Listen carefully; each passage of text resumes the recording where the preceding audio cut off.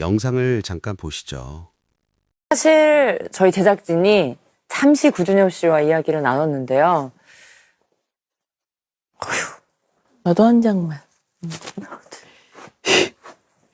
땡큐.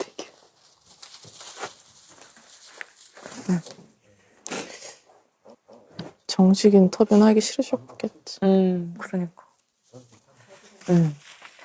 사실 저희 제작진이 잠시 구준엽 씨와 이야기를 나눴는데요.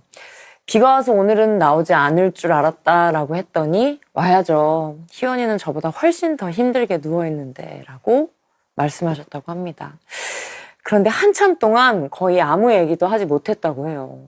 모든 질문에 답이 눈물뿐이었대요. 그리고 그런 모습은 여러분께 보이지 어떡해요.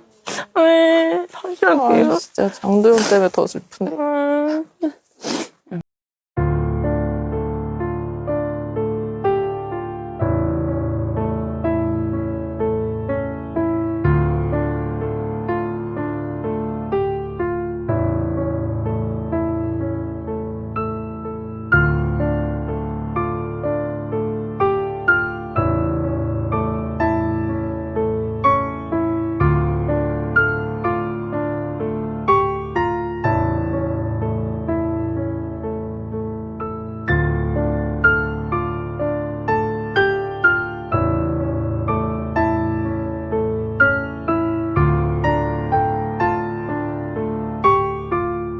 구준엽과 서희원의 사랑 이야기는 많은 사람들이 알죠. 장도연 씨는 라디오스타에서 구준엽이 게스트로 초대됐을 때 다시 재회하고 결혼한 이야기를 바로 앞에서 들었기 때문에 이 소식이 더욱 슬프게 느껴졌으리라 생각됩니다. 그녀의 갑작스런 죽음이 충격으로 다가온 게 벌써 1년 전이네요. 그리고 그 1년 동안 구준엽은 단 하루라도 빠지지 않고 묘지를 찾아갔습니다. 365일. 날씨가 폭우든 폭염이든 아무 관계없이. 그 기간 동안 구준엽 씨는 아무 일도 못한 거죠. 모든 게 그날, 서희원이 떠난 그날 기준으로 멈춰버린 거죠. 이거 단순한 이야기가 아닙니다. 우리가 오늘 얘기할 것도 바로 이것이에요. 사랑하는 사람을 아니면 정말로 소중한 누군가를 잃고 난 후 사람이 왜 그토록 오랫동안 아무것도 못하는 건지.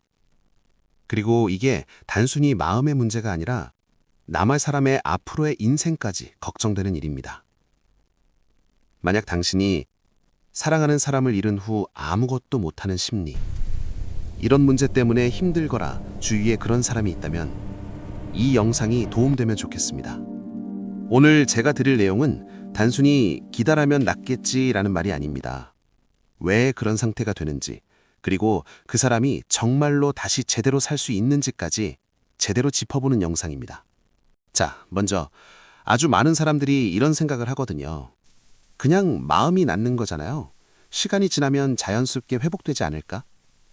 사실은 이거 완전히 틀린 거입니다. 미국 정신건강학회에서 발표한 연구 결과에 따르면 심한 슬픔 반응을 가진 사람 중 약 38%가 1년 이상 지속적인 기능 저하를 경험한다고 합니다. 그리고 그중 반수 이상은 적절한 지지 없이는 자연스럽게 회복되지 못한다는 거예요. 시간이 약이다가 아니라 제대로 된 접근을 하지 않으면 시간이 오히려 그 상태를 고정시키는 거입니다. 왜냐하면 그 사람은 단순히 슬픔에 빠져 있는 게 아니라 내 삶의 목적이 송두리째 날아가 버린 느낌이라는 거죠. 뇌 자체가 변하고 있거든요. 하버드 대학교 의료학교의 연구에서 밝혀진 것이 있는데 심한 슬픔을 경험한 사람들의 대뇌 전두엽 활동이 눈에 띄게 떨어진다고 합니다. 전두엽은 우리가 결정을 내리고 행동을 계획하고 미래를 생각하는 곳이에요. 즉, 그 사람이 아무것도 못한다고 느끼는 건 의지의 문제가 아니라 뇌가 말 그대로 그 기능을 수행할 수 없는 상태가 된 거입니다. 지금 이런 생각 들죠? 근데 나는 그냥 조금 힘든 거잖아요. 그 정도는 아닌데. 그거 지금 느끼는 것 자체가 이미 그 상태에 들어가 있다는 신호일 수 있습니다. 여기서부터 진짜 심각해집니다. 우리 뇌에 보상회로라는 게 있어요. 쉽게 설명하면 우리가 무엇을 원하거나 기대하거나 기쁨을 느낄 때 활성화되는 영역입니다. 근데 문제는 그 사람이 떠나면 보상 회로가 아직도 그 사람을 기대하고 있다는 거예요. 즉, 뇌가 이 사람 늘 내 곁에 있어 라는 신호를 계속 보내는 상태가 됩니다. 그리고 그 외에 다른 모든 것, 친구, 취미, 먹고 싶은 것, 하고 싶은 것, 이런 것들에 대한 반응이 거의 꺼진 거예요. 구준엽이 매일 묘지를 찾아간 것 기억하시죠?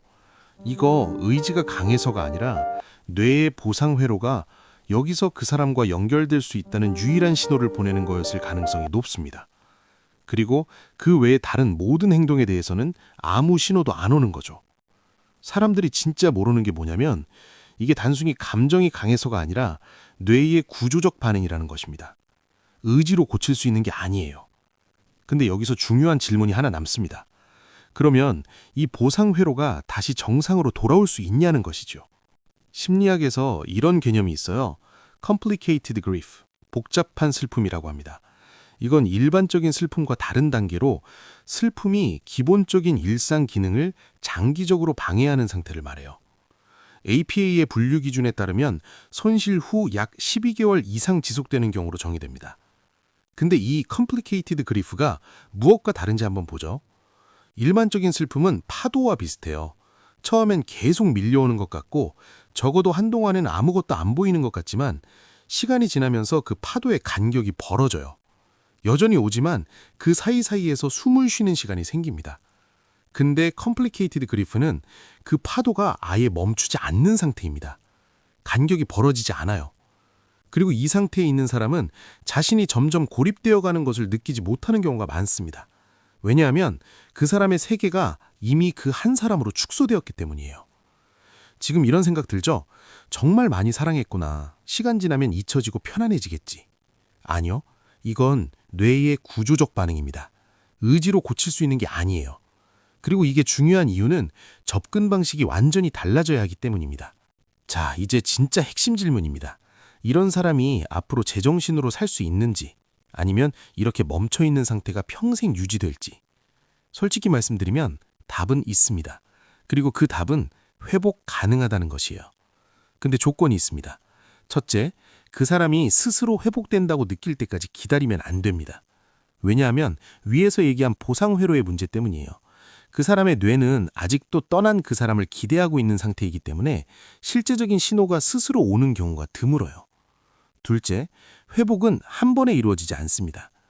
연구에서 보여주는 것이 있는데 심한 슬픔 후 회복이 가능한 사람들은 작은 것부터 차례로 다시 시작하는 사람들이었어요.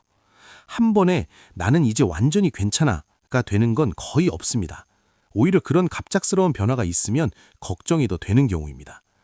셋째, 그리고 이건 제일 중요한 것입니다. 환경이 변해야 합니다. 아까 얘기한 보상회로를 기억하세요?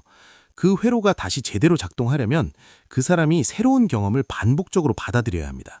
아무리 작은 것이라도요. 근데 지금 그 사람의 환경은 뭐냐면 떠난 그 사람의 기억만 가득한 상태일 가능성이 높아요.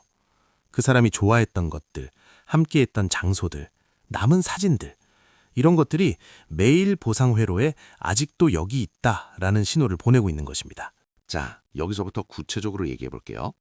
주변에 그런 사람이 있으시다면 제일 먼저 해야 하는 것은 하나입니다. 그 사람에게 빨리 일어나야 한다거나 이제 그만해야 한다고 말하지 마세요. 왜냐하면 그 사람은 지금 그 말을 듣는 귀가 없는 상태이거든요. 아까 전두엽 얘기 기억하세요?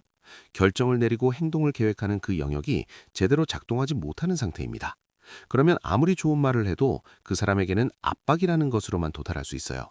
근데 그러면 뭐를 해야 하냐면 우선 옆에 있어야 합니다. 아무 말도 안 해도 됩니다. 그냥 그 사람이 완전히 혼자가 아니라는 느낌만 주면 돼요. 그리고 그 다음 단계로 작은 루틴을 같이 만들어주세요. 오늘 저한테 연락 한 번만 해줘가 아니라 오늘 밖에 나가서 공기 한 번만 마셔보자가 아니라 그냥 같이 밥 먹자라는 것까지 충분합니다.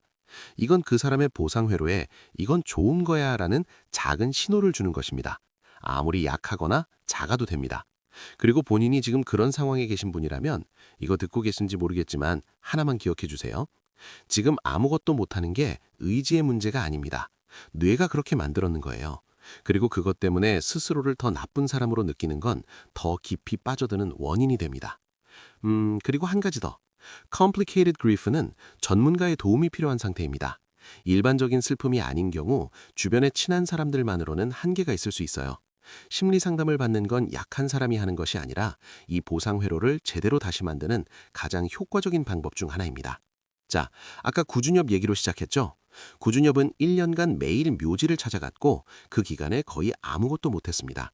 근데 이 영상을 본 여러분은 이제 왜 그런 건지 알아 계실 것입니다.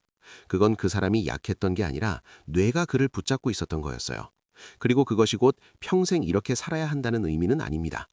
회복은 가능합니다. 근데 조건이 있었죠. 스스로 느낄 때까지 기다리는 게 아니라 작은 것부터 다시 시작하는 것. 그리고 그 사람 혼자가 아니라 곁에 있는 사람과 함께하는 것. 마지막으로 하나만 더 말씀드리고 싶은 게 있어요. 지금 그런 상황에 있는 누구든 본인이든 주변 사람이든 이 영상을 보고 난 후 제일 먼저 해볼 것은 하나입니다. 오늘 그 사람에게 아무 말도 안 한다면 그냥 연락 한 번만 해보세요. 나 여기 있어. 라는 그 한마디만으로도 그 사람에게는 작은 신호가 됩니다. 그게 진짜 회복의 시작입니다. 오늘 영상이 도움이 되셨다면 좋아요 눌러주시고 앞으로 더 이런 주제로 영상을 올릴 계획이 있습니다. 구독 버튼 눌러두세요. 다음 영상에서 만나겠습니다. 한 가지만 기억하세요. 떠난 사람도 당신이 슬픔 속에서 암호 생활을 못하고 있는 걸 바라진 않을 겁니다.